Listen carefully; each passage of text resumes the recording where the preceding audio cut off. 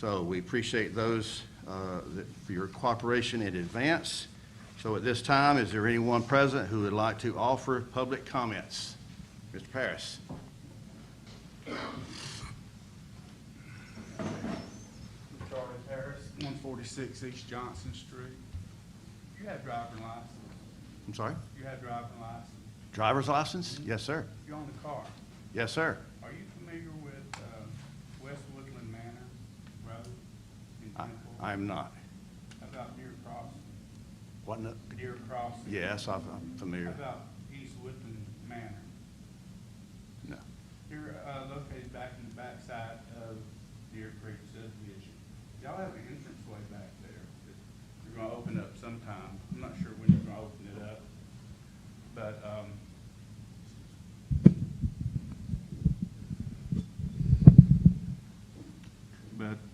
the way I had looked at it, the infrastructure of those roads, have y'all checked those out? I can't say who has or who has not checked those out, but primarily, this is for you to offer your Okay. views, not to Okay, ask well, questions they of need to be me. looked at before they open that entranceway up. Do what, sir? They need to be opened up before they open the entranceway up. Yes, sir. They need to be evaluated, I think. Okay, okay.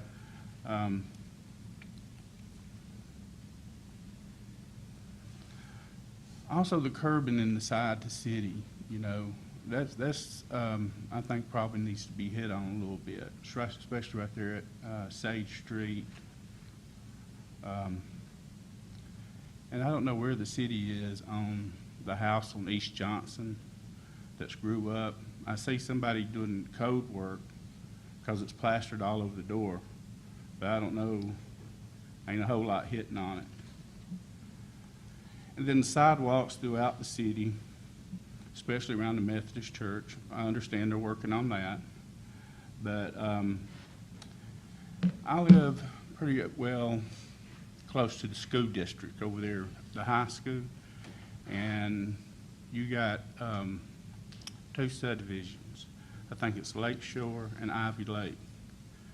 You'll be surprised at the kids that come down there and walk back and forth and have to dodge them cars on the road. We really need sidewalks. I understand that we got a little sidewalk thing coming up also. That's your 3 minute. No, that's the, yes, 30. Okay, never mind. I got a 90-minute presentation, so I might have to split this up. But also, I've seen kids roll underneath that train to get to the other side. At one time, the city was thinking about an overpass. They really need to be looking at an overpass or something in that area. The grass cutting in the city. They don't own a weed eater. You know, the city, I think, probably needs to invest in a weed eater because they cut the grass, but in town, around all the poles, either that or some poison. That's about it for this time. All right. I'll return. All right. Thank you, guys. Thank you for your feedback. Appreciate it. All right, anyone else? Yes, sir.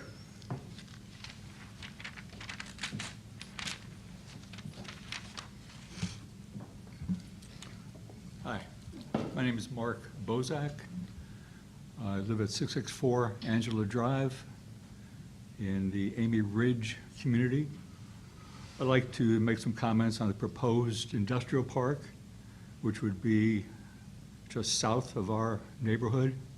My wife and I have lived on Angela Drive for 11 years. We enjoy the security, quality of life, and privacy of that neighborhood.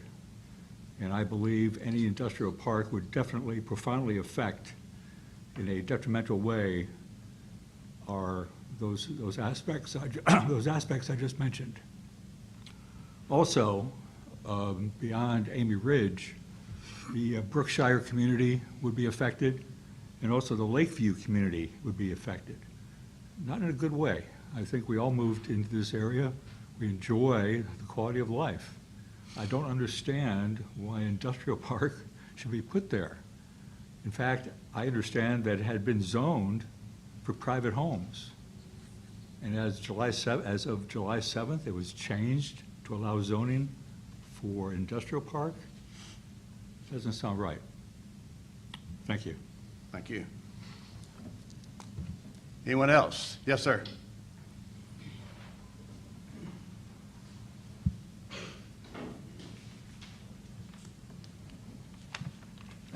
Good evening, Mayor, council members.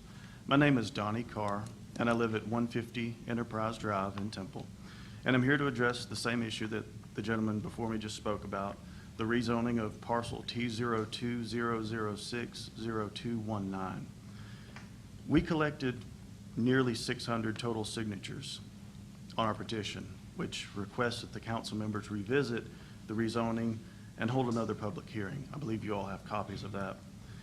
We went through these neighborhoods that he just mentioned, Enterprise Drive, Amy Ridge, and the vast majority of people we spoke with were completely unaware that this was happening. And it's likely due to the fact that the public notice sign was placed in a location that makes it extremely difficult for people to see. The sign was placed on the property underneath a much larger for sale sign, which had already been on the property for many months. Additionally, the sign was partially obscured by foliage. It was set back from the roadway approximately 20 feet, and it's barely visible to drivers who are passing by at 50 miles an hour. And it was facing the roadway, it was not facing drivers. And according to state law, OCGA Section 36-66-4, the public notice sign must be posted in a conspicuous location.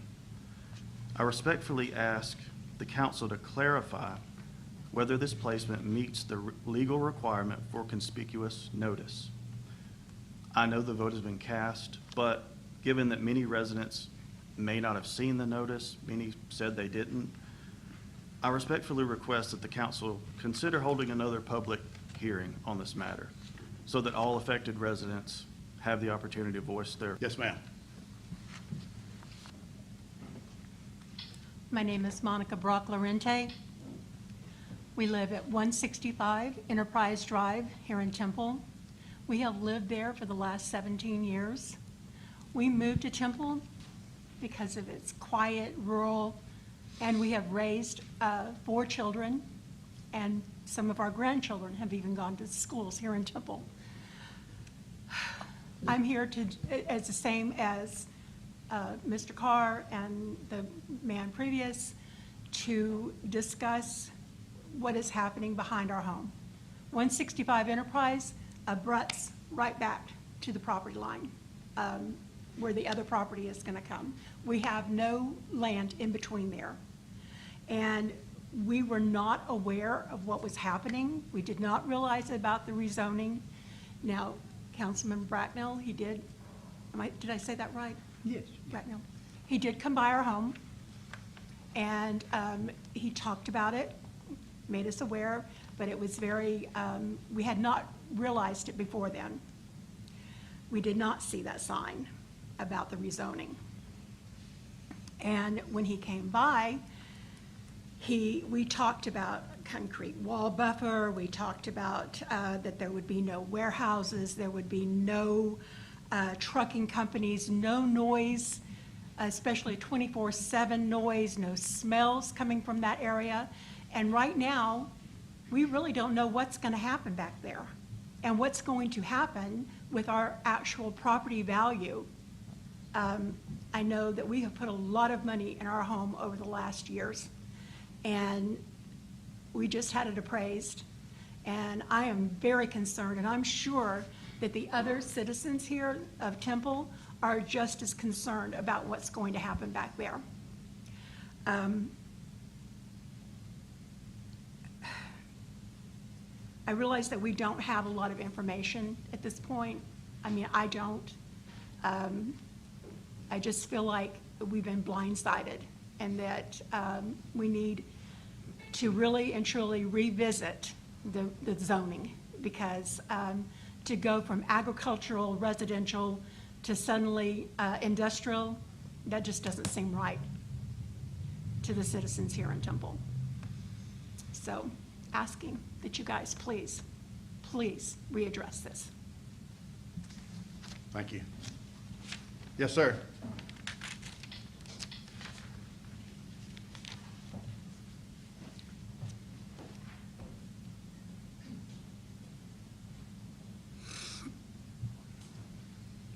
Councilman. Gerald Powell, 162 Enterprise Drive, Temple. My concern is about the same as far as the zoning and the industrial park. I live right across the street, and when I walk out my front door, if this happened, all I would see is concrete building. And I wasn't properly notified. I found out on the way of the street, and things had already happened. And, you know, small town like Temple, and our councilmen and our mayor, we should have been properly notified either by a letter or a visit or whatever. But, you know, we was blindsided by this. No one seen it coming. No one even heard about it. When I walked and talked to the neighbors, no one knew about it, just a very few, 2 or 3 on the street. I've been at my residence for 46 years, since 1979, straight out of high school. And it's been a peaceful, quiet place. Police never have to come up there for anything other than emergency. But for us to have something of this nature coming across the street that could affect our health, our property values, taxes going up, property values dropping down. And most of the people there is senior citizens that's ready to retire or already retired. Did the city even think about those people? And when the zoning board says no, why did the councilman that even live nearby say yes? They know the quality of life. And it's going to affect the quality of life for me as a senior, but what about the little kids coming up? I mean, can y'all take in consideration that this is going to cause problems with kids, water runoff, environment? Did anybody do any environmental studies, any traffic studies? You know, that's just some of the issues that I like to bring forward, but not all of the issues. But, you know, we can start there. And it's a little small community like Temple. We should be able to work together. We shouldn't have to mumble and talk about each other behind our back and what's going to happen in the city. The city should have the decency to let everyone know that that place was coming. It's going to affect my property value. If my property value worth $500,000, $600,000, once that place up, I mean, we don't know yet until it's up, what's going to happen to my property values? But my taxes are going to be up. But my property, I won't be able to sell it. Who wants to walk out the door and see a concrete building? I mean, no one in here would want that in their front door. And it's right in my front door. That's all I have to say. Thank you. Thank you for your feedback. Anyone else? Yes, ma'am. Yes, please. Name and address as well. Sure will. I'm Suzanne Green. I've been in Temple for 50 years or more. The trouble that I have with it is traffic on 78 Highway. When I-20 shuts down over here, and we try to go out to get in the road up there, sometimes you have to sit there a good while before you can ever get out there. And then you got to shoot when you do that. You got to hurry up and get on out there, you know, then. That's one problem that I have with it. Another problem I have with it is water. How's it going to affect our water and everything, and city sewage and all that? Are we overloaded now with all that? Is the city overloaded now with everything, or are we good? You know, that's 2 questions that I had about it. Okay. But 79 Enterprise Drive, Temple, Georgia. Yeah. Been there forever. Seems like. Plan to be there the rest of my life, too. Like Gerald's talking about, I'm retired that's over there, you know. And, yeah, it's a huge concern because we have the school traffic also, and we also have the other subdivisions and all they built on down from us there, in which there's a lot of houses in those, you know. And those are some pretty nice houses, I'll give it that, it is. And another thing, it is, what is that gonna be? That's what I'd like to know. They can't, does anybody know what it's gonna be put there? What kind of business will that be? What traffic will it be? You know, and all that. That's another thing, my concern. But I appreciate your time. Thank you. Anyone else? Yes, sir. Hi. My name is Jimmy Rowe. I live at 135 Enterprise Drive. I went to the zoning meeting when they did the zoning meeting, and my first question was, would you buy a pig in a poke? And the reason I say that is because at the time, they didn't know what they was gonna put in there. Nobody could answer that. I still don't know what they're gonna put in there. I don't think that's good business to give somebody lead way and let them come in our neighborhood and put a business in that we have no idea what they're gonna do with it. So, I'm with Mr. Carr and Gerald. I think we should revisit this, or at least give the people in them neighborhoods a chance to research it. And maybe if the city could give us a copy of what they're planning on doing, how they're going to do it, I think that would help out a lot. Thank you. Anyone else? Yes, sir.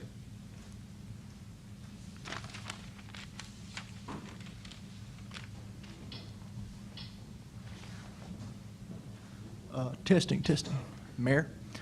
My name is Zachary Summerhour. I live at 120 Enterprise Drive. I am concerned about this light industrial complex being created. Mainly, my focus is the noise and the light pollution. I do not think that a 100-foot buffer is enough to sustain a light industrial complex with 4 buildings on it. I have personally worked in a warehouse before, and it is nothing but noise all day. I did have a question on whether or not the site development plan has been approved yet. I would like to request a larger buffer to be made if that is possible. I do also have concerns with the traffic flow and the side streets. I know that y'all said the GDOT would take care of 78 and 113. My concern is those areas getting backed up and 18-wheelers driving down side roads. The side roads are already crumbling up, there's potholes, and with the weight of an 18-wheeler, it'll just get worse.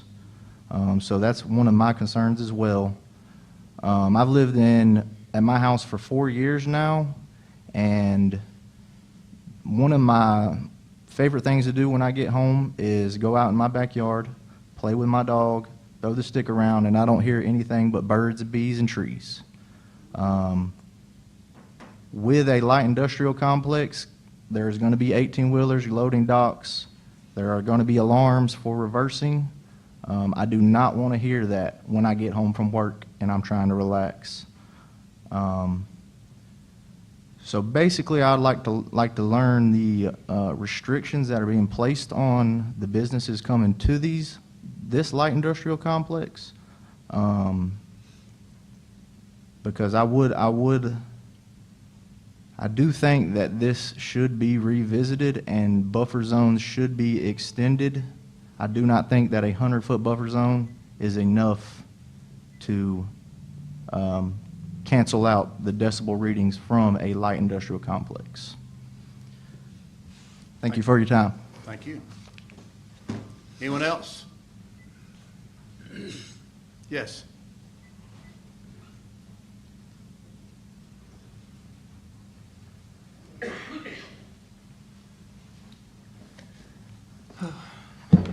My name is Hunter Beck Jordan. I live at 155 Enterprise Drive. I just want to address some of the concerns I have as far as the water supply issue that we already run through on Enterprise Drive and the traffic issue that this could cause.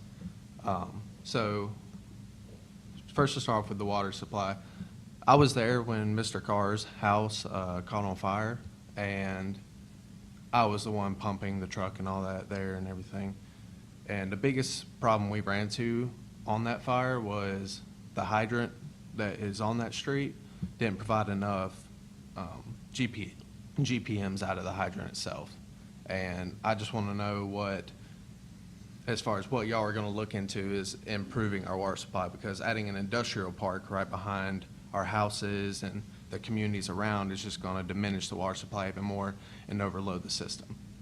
And then the traffic concerns, when you go around the industrial park around Royal Way and Royal Metals and all that area right there, going on to 113, we run a lot of accidents as far as that intersection goes because of the traffic constantly coming in and out of that intersection.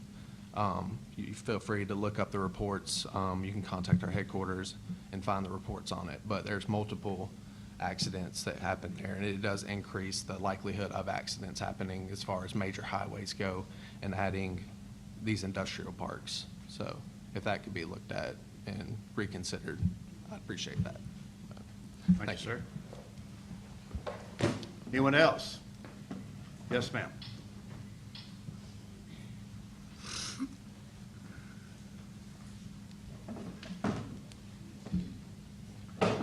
My name's Leah Davison. I live at 130 Enterprise Drive. I just first want to point out the fact that many of us here tonight are from Enterprise Drive. We've really rallied together and come together as a community to try and combat this issue here. None of us are really happy with the proposed industrial park. As you can see, we have a lot of concerns. My main concern is that I've lived in the neighborhood my whole life, 25 years. You know, it's the house I was raised in, and I'm just a single mom trying to raise my 3-year-old son the same way that I was raised in this nice, peaceful neighborhood. I've never had any problems. You know, I know all my neighbors. I love all my neighbors. Like I said, we're a community, we're a family. And I worry about the increased foot traffic in the area with, you know, a new industrial park, you know, being 100 feet behind our neighborhood. That's what's concerning to me, is I've always felt safe in my neighborhood. I can go outside at night. I can take a walk at night. You know, I can go anywhere with my son. I can do whatever. But increasing the amount of people that's there, I don't know them. I don't live next to them. You know, I mean, these are people that I don't know. And that concerns me, because that's going to make me feel less safe in a neighborhood where I've always felt safe. This has always been my home.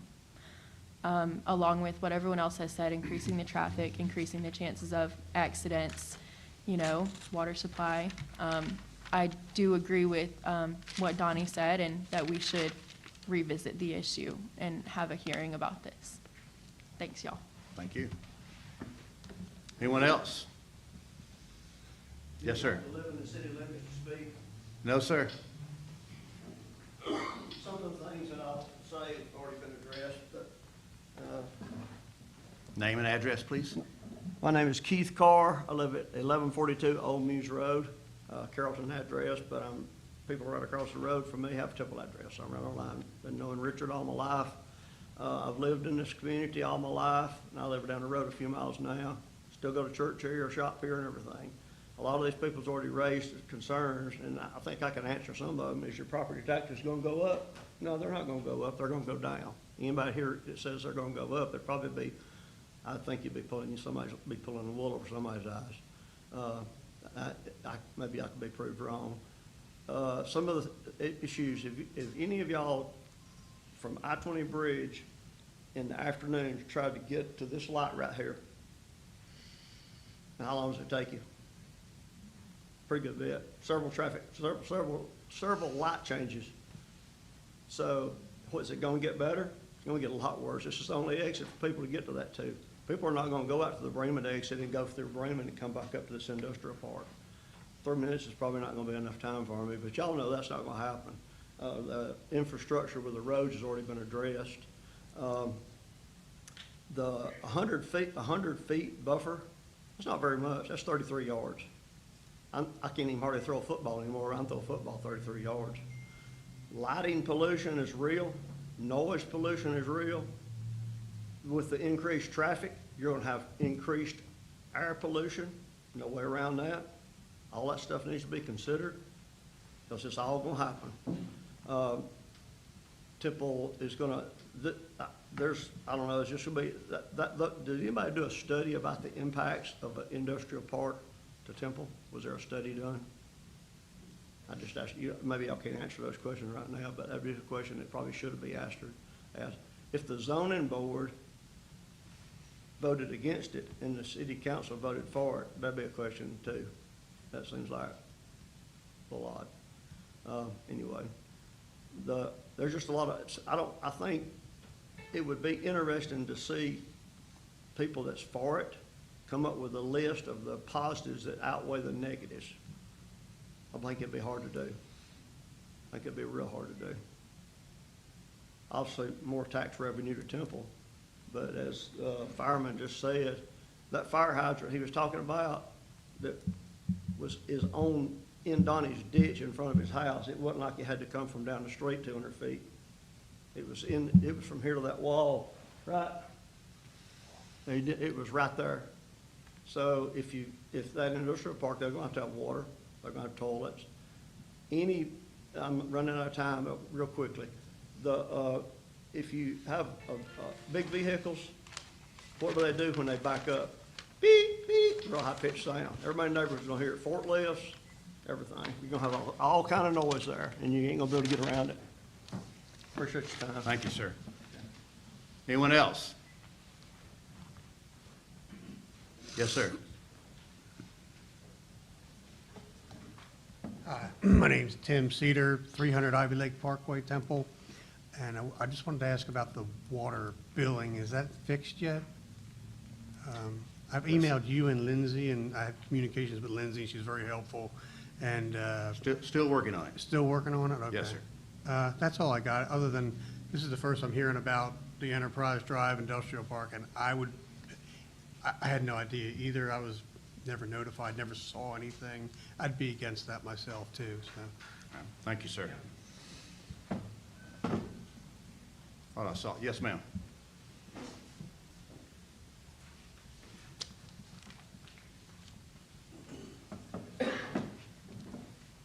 My name is Madison Carr. I live at 150 Enterprise Drive, and like a few people have mentioned, our house did burn down, and we love the community so much, we decided to rebuild our house in the exact same spot because we love how quiet it is. We love our neighbors.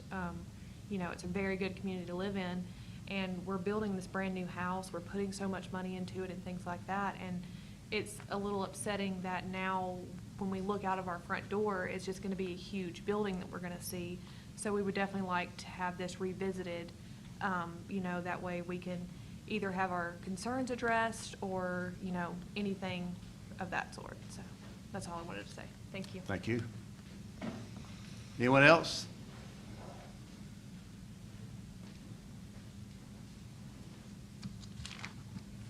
All right, then we will go on with our agenda. And the next item is to approve the agenda.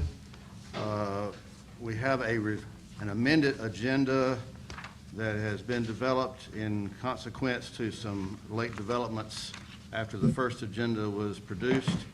And I think you all have a copy of the amended agenda. There is one additional change under new business, item 1. The information for that item has not come to us, so that will be put aside for a later date. So, what's your pleasure regarding the amended agenda and going with that? So if we did an amended agenda, we would only have 2 and 3? That's correct, sir. I make a motion that we amend the agenda to include those items. Okay? Second. All right, motion by Mr. Brightnell, seconded by Mr. Walden. Any discussion? All in favor, let it be known by saying aye. Aye. Any opposed, the same sign. Motion carries 4-0 to approve the amended agenda. Next on that is the approval of minutes from, first, the August 4 meeting, 2025, a regular council meeting of August. Motion to approve the August 4th council meeting minutes. Second. All right, motion by Mr. Walden, seconded by Mr. Brightnell. Any discussion? All in favor of approving those minutes, let it be known by saying aye. Aye. Any opposed, the same sign. Motion carries. And then the August 25 special call meeting. Motion to approve the August 25th minutes. Second. All right, motion and second to approve those minutes. Any discussion? All in favor, let it be known by saying aye. Aye. Aye. Any opposed, the same sign. Motion carries 4-0. And that will bring us to announcements. Ms. Jacobson? You're covering Founder's Day, right? I can do that. Okay, then no, I do not. All right, well, one, just to remind everyone that Founder's Day is coming up, the fourth Saturday, which I believe falls on the 27th of September. And we have a parade that will begin at 3 o'clock on Sage Street. So be there to watch the folks that go down, but also if you have others that maybe travel through, if you have friends and family that may not want to be interested in the parade, then they need to understand that at 3 o'clock and really before that, things will be pretty busy around Sage Street. You might want to find an alternative route through or around the city of Temple. But we have the parade at 3, our festival starts at 4, and it will last until darkness is sufficient for us to have our culminating fireworks display. So we look forward to that day of celebration. This is year 1. I've lost track of the number. We were established in 1883, so do the math right quick, and that'll be how many birthdays of Temple that we are celebrating. So I hope everybody will, and we've already got 70 vendors. Yeah, 70 vendors for the festival over there at the rec department. So it's going to be a great and special day for us all here in the city of Temple. Yes. I did have an announcement. I just wanted to remind everybody that we do have, we are now streaming live, so you can see this from your own home if you're not able to come to the city council meetings. And then we do have them posted on the website. If you're not a part of TextMyGov, you're able to sign up where you get an alert that either tells you if we're having issues around the town with roads, water, if we're doing any kind of repairs. And also, every time we have meetings, they're reminded, so you can get a text alert. I get a reminder on my phone every time we have that. So if you haven't signed up for TextMyGov, we have that option as well, and everything is posted on the website. One other announcement also, we're giving the folks and the questions and all that you have raised. You're welcome to schedule a time to meet with our community development director, which is Deidre Walker back in the back, or Lisa Jacobson, our city administrator. So feel free to make contact with them if you would like to do so. All right, next on our agenda is the consent agenda. We have 2 items. One, authorize the purchase of 2 district meters from Utility Solutions and Automation, LLC, USA, in the amount of $10,622 with funding from the Water Fund budget. And number 2, adopt the 2026 city calendar of meetings and events as presented. First, the opportunity for the council to ask for either one of these items to be removed from the consent agenda. All right, then all in favor, a motion to approve the consent agenda. Make a motion to approve the consent agenda. Second. Motion by Mr. Bracknell, seconded by Ms. Miller. Any discussion? All in favor, let it be known, saying aye. Aye. Any opposed, the same sign. Motion carries. The consent agenda passes.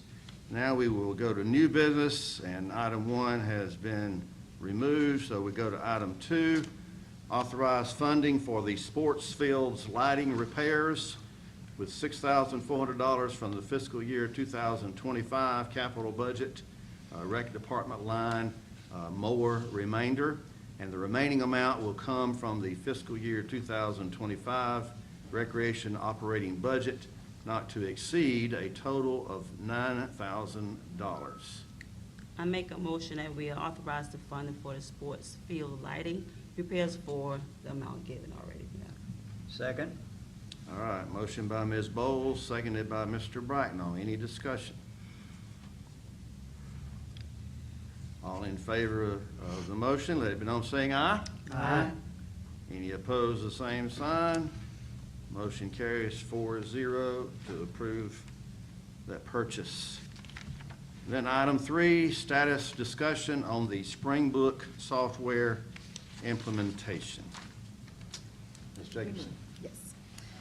So as of Friday, we were So we've had a lot of issues with the software implementation. As of Friday, we had 160 accounts that were not accurate, totaling around $11,500 that hadn't been charged. And when we had a meeting, I have a frog in my pocket, several staff members had a meeting regarding this with Springbrook. And we've been working with their implementation team. They actually put one of their top implementation people on this. So they were working through the billing. When we got to the point of, Ms. Brady had gotten to the point of sending it over, her with the implementation person, sent it over, got the proofs for the bills back, and the proofs were incorrect the exact way that they worked all day to get through. Then Springbrook looked and said, oh, we've got a problem with the software here. So they worked all weekend long, met again today, worked through it, we got the proofs back, bills were good. In the meantime, I had called their senior VP and met with several of their implementation people, had a meeting, and you will notice there is a very, very small chart here that you probably, it's very hard to read, but I took a screenshot from our meeting today. We had a meeting Friday and determined that after we got to the point where we got to today, we would have a meeting with some of their higher-ups and our staff and discuss where we were at. So I'll read through this so that you don't have to strain your eyes, because I watched on the screen, so I half know what it says before I even read it. Some of the items we had 16 items on here, there's 15 items on here that we still we need resolution for. And that is, we were not seeing the attachments on purchase orders. That's because we were in the invoices, that's complete, we don't have that issue. PO and invoice approval for department heads, that's not a problem, that's just a preference, a thing that we have to do on the back end. Everybody was getting too many notifications to approve and reapprove, so that's not an issue. Need help finding purchase order batches. That is in the works. Debbie, we have a meeting, actually Charlene already had a meeting with Debbie today, and that was this afternoon after our meeting, so I don't have a status update on that, but they had said that that was an easy fix. We're having an issue, number 5 here on invoices, that we had an invoice that could not be paid because it was not selecting the bank account option. And they said that this is part of a maintenance thing that we periodically, with this certain account, need to deal with. That's not a problem. They were showing us how to do that. Number 6 is what I referred to from Friday, that Robin put the work in on the item that we had with the software. And that was still open because while it was completed and fixed, they want to make sure on their end that that issue does not remain and pop up. Number 7, Robin identified some issues on things. The divisor was not put in for some of the accounts. That was the issue. This is still open. They did the data fix, but this item is scheduled to be completed by Friday. The data fix for consumption that we had issue with meter multipliers, they're still reviewing. Like I said, we got the bills out today, complete and accurate, but they're going to be looking on their back end so that this doesn't happen again. They're telling us resolution by Friday. UB full configuration review, that was completed. They spent hours this weekend as well going through that. Outstanding user access security, that's something that we have to review, so we have notes that our staff is going to be reviewing that. Same with the next 2. Accounts with deposits taken, there's some additional training that is going to resolve this. And, 12 is sort of the same thing, additional training, customer needs additional training. We had some detailed vendor history that they're going to be showing us information with. And then we have our license and permitting review that they had kept telling us was up and running, and we didn't even have access to it. So that is going to be, they have training that they're gonna be scheduling, and then we're working on some bank recon, training and such. So we have some issues, we have some training that needs to be done. We have some target resolution dates. We will be meeting again. I will be meeting again with them on Monday to review this and make sure that it's been resolved and that things have not reoccurred after it has been resolved. So they wanted to put this list together, which I agree with completely, so that we can keep track of this and make sure that it gets resolution. There was 7 Springbrook people on, and we had 5 from Temple. So that's where we're at. All right, any questions? Yeah, I got a couple of comments. I just wanted the council to be aware of some of the problems that I've discovered. I've been asking a lot of questions the last 4 weeks probably, well, since our August meeting. And, you know, apparently we haven't done any water cutoff since May because of Springbrook. We're not able to charge any penalties. We're getting no reconnect fees.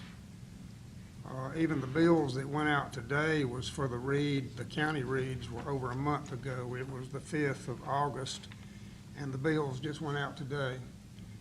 The other reads was around the 17th of August, 3 weeks ago, and the bills are just going out. So Springbrook has been a huge problem. And I think they're trying to get implemented, if they hadn't, accounts payable and finance, accounts receivable, and of course the water is just a huge problem. I would like to see us not implement the business license and the building permits until some of this other stuff is straightened out. Because it seems like everything they go to implement is just a problem. And it is affecting our audits also, because they can't get the documents needed for the audits. So I just want y'all to be aware of the problems that I'm aware of. Anyone else? For the audits, 23, 24, that's on, we have that on Casell. Oh, is it on Casell? Okay. It was my understanding that they couldn't, okay. Yeah. Then that was misinformation to Well, me. that's okay, that's why I wanted to know. But I don't want us to implement anything else as far as building permits or business license until some of this stuff is fixed. If we're even able to stay with Springbrook. No, I think that we can say that remains to be seen. Yeah, I'm hoping there's an And- easy out to get out of it. We had our GMA district meeting here last week, and I was speaking with one of the financial companies and IT company, and I was discussing the issue that we're having with implementation.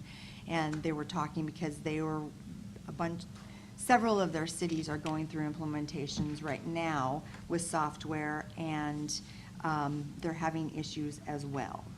And so, and some of these are even the bigger ones. So I'm wondering sometimes if it's, you know, some of the people who are doing the implementation and not necessarily the software itself.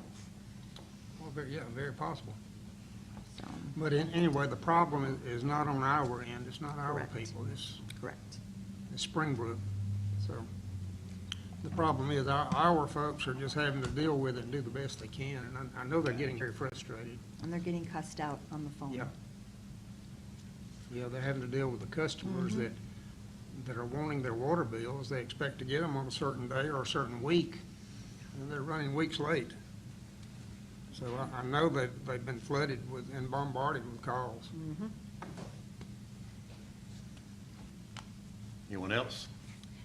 Have we had any conversations with Springbrook on payback or any type of retribution for this? I have asked them, I haven't heard back.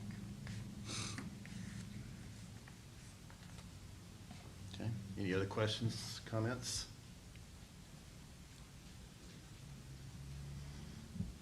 All right, well, then we will move next to closing comments. Ms. Miller? No, thank you. Ms. Bowles? None. Mr. Bracknell? None. Mr. Walden? Yes, sir. I was able to attend the GMA meeting last Thursday here at City Hall, and I enjoyed it, and I think all of our staff did a great job getting it set up, and I appreciate that very much.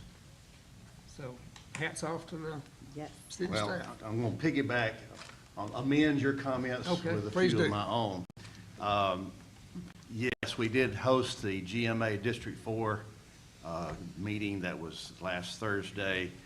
We had visitors from nearby and visitors from places far away. District 4 runs down into what some would refer to as Middle Georgia. So we had various folks here. I've been to some of these meetings at other places at other times, and I won't deny some bias, but this meeting was the best I've attended of a District 4 GMA meeting, and I salute our staff for all the efforts they put forth to make our facility and our city look shiny and starry bright, and I appreciate that very much. A lot of folks here, and they first got to see our new facility, and they were very impressed with it. Our beautiful collage outside in the hallway. Just proud, I'm always proud to be the mayor of the city of Temple, and it's always a great opportunity when we can show off and let other folks know what we got here. And that goes with our citizens as well. So kudos to the staff. Y'all did fantastic. All right, there's no executive session needed, so a motion to adjourn is in order. I make that motion? Second. All in favor, let it be known by saying aye. Aye. Any opposed? Talk to Lisa about staying. We are adjourned.